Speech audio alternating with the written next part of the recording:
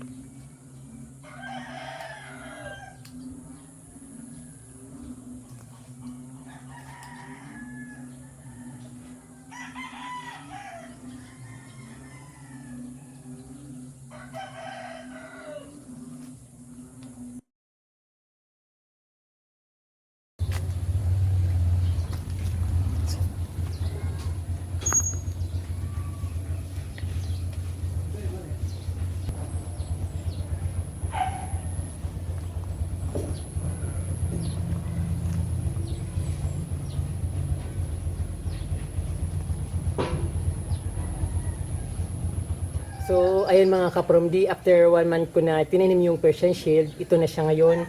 At magandang maganda na, very, ano na siya, blooming na.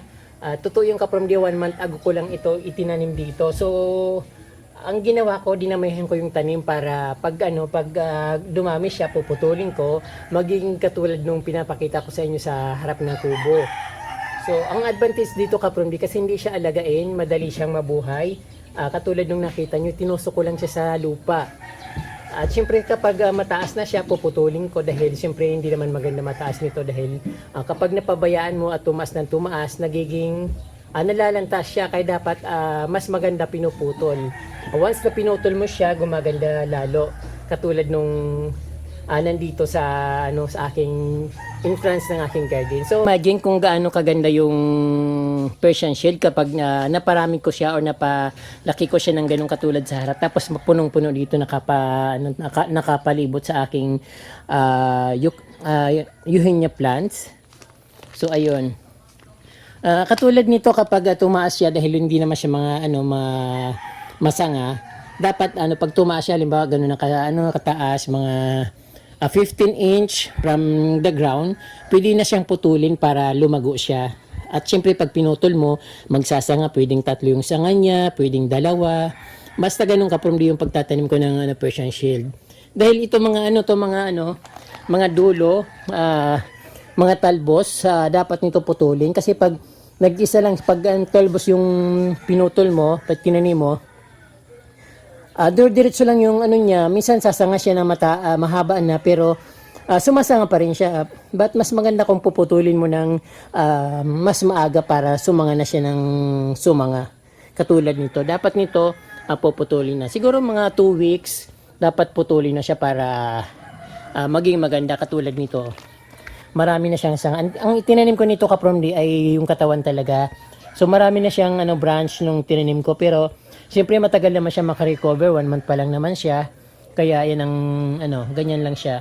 Pero pag siguro mga 2 months, 3 months, ang niya malago na kaya dapat pinuputol. So ayun. Punong-puno siya dito ng Persian Shield dahil gusto ko nga maging purple hat itong part na ito kasi yung stones katulad niyan. Bagay sa white stones yung dark color, saka maganda siya tingnan. At dito mayroon naman akong French boss or loro plant. Napakahirap nito, prupa. Sabi nung binilang ko sa Baguio, sabi niya puputulin daw.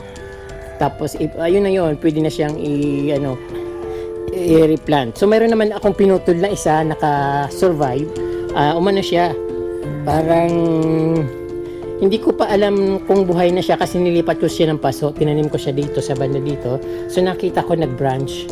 Then may mga ugat siya. Nilipat ko sa paso para pag malaki na siya, pwede kong ilipat kung saan gusto kong part na ilagay yung French bush or loro plants. Ayan. So mayroon din ditong pikara. Pinutol ko rin to 1 month ago. So ito mayroon na siya mga branch. Nagtalbos na siya. Then yung dito, variegated na gumamila, same din, na rin siya, gumanda na siya. But mas maganda dito kung naarawan. Kaya lang dito kasi mayroon kakao dito sa taas, na siya, na liliman ng mga dahon kaya hindi masyadong naarawan. Kaya ang lumalabas yung dito, kulay green. Yung araw kasi dito parang minsan nasa kanan, minsan nasa kaliwa. So yung araw ngayon nasa naka sa mga puno. So kaya walang araw dito kaya ganyan yung hindi masyadong maganda yung kulay. Then ganito rin dito sa sa Eugenia plant. Dati natatamaan ito ng araw, ngayon hindi na kasi nasa nasa north yung nasa north yung araw. Kaya dahil maraming puno dito sa sa taas, hindi siya natatamaan ng araw kaya maputla siya. Pag natatamaan naman siya ng araw, so ayun, maganda yung kulay niya katulad nito. But syempre pag dapat pinuputol palagi para tumaas at lumago. Once ko pa lang siya pinutulan. Pero ayan, napakalago na at syempre puputulan ko ulit siya dito. para maging maganda at ma-healthy siya. So ayun,